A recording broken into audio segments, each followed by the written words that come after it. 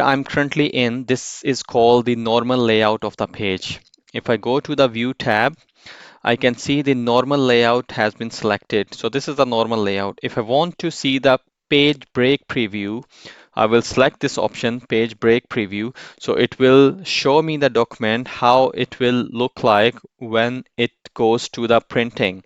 So when it will go to the printing, the page one will look like this and the page two will look like this one. So this is giving you kind of idea. Normal page layout, select back the normal page layout, it will take me back. Third one is the page layout, so which shows me how it will be after the printing. So it is showing me now when it's be printed, it will be like this one. So now it's showing me the header and the footer as well. So you can change the header and footer just by clicking this one, and you can type anything here.